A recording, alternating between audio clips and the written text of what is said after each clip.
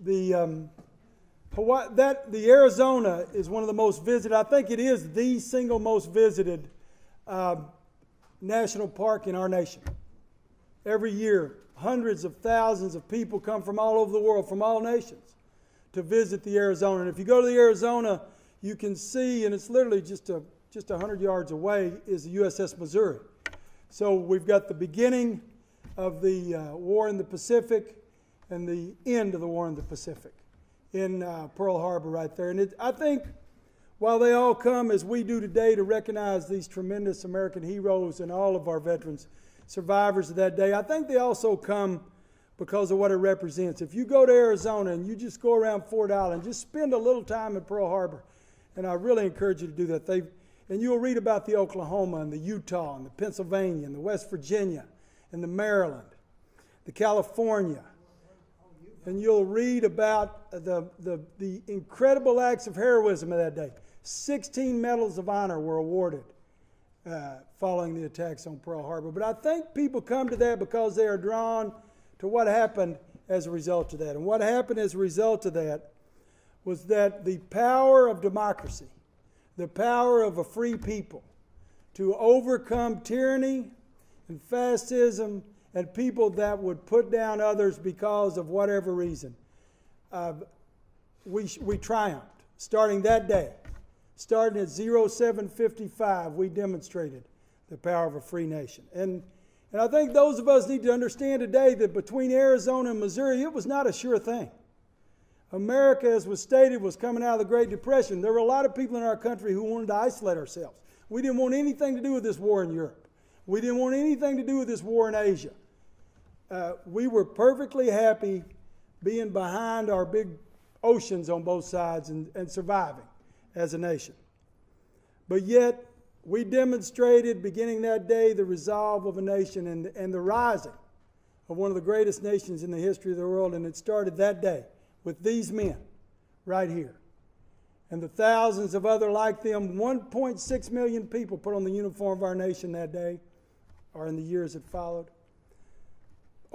Nearly 500,000 of them made the ultimate sacrifice. During those 4 years, 500,000 men and women gave their lives. 670,000 of them were wounded. And so they demonstrated that America had the resolve and that we would go on and defeat these forces that would impose their will on the less capable nations of the world. And so Pearl Harbor, we could talk all day about the heroes there. Lieutenant J.G. Flynn in Kaneohe, despite 20 wounds from shrapnel, manned his 50 cal and fought and shot throughout those 2 hours of attack. He was awarded the Medal of Honor. Chief Radioman Thomas Reeves of the USS California, when the ammunition hoist going up to the guns and they were able to keep fighting in California went out of commission. He started basically a hand-over-hand line passing ammunition, and he stayed at his post until he died that day. He was awarded the Medal of Honor. Seaman First Class Richard Ward of the USS Oklahoma, much like our hero here, Mr. Vasson. When the Oklahoma was sunk, he held open a hatch and stand his post with his flashlight and guided his shipmates to duty. He gave his life that day. He was awarded the Medal of Honor. And so that's how we started. But I'm telling you, it was not a done deal. It was far from confirmed when that happened. Our fleet was in shambles. Our aircraft were shot up. We were not ready. But I'll tell you, 4 months later, the Doolittle raid happened. And those of you, there's some history right over here at our Alameda Naval Air Station Museum about General Doolittle.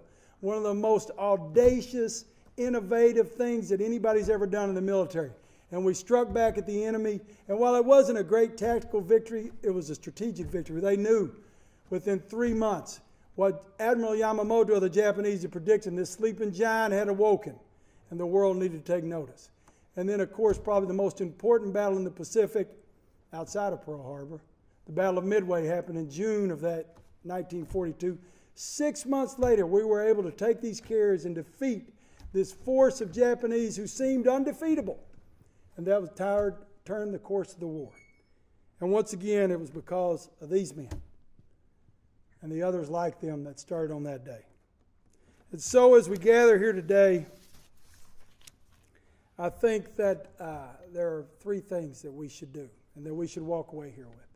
The first is we should thank these men and women for their sacrifice. We can never thank them enough. You just cannot thank them enough for the debt that they paid on that day and the debt that they paid throughout their lives to make this nation the greatest nation in the world. And second of all, I think that we should take away from here just to remember, it's easy to get down on our country these days. We've got our challenges. But what a great nation we are.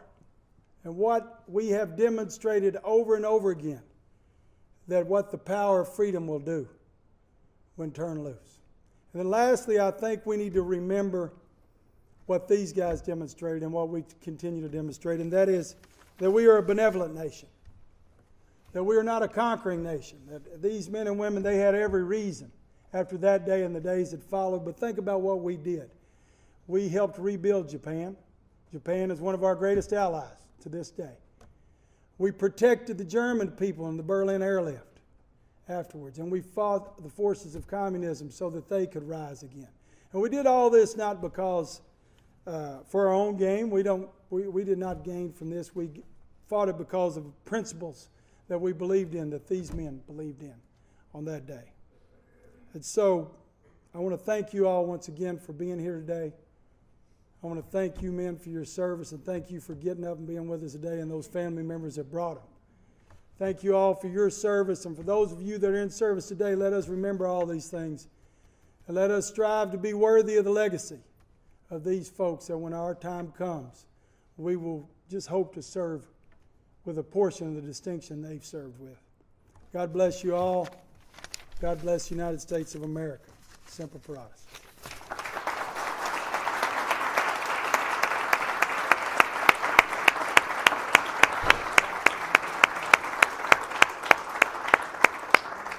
Thank you very much, Admiral. Very stirring words.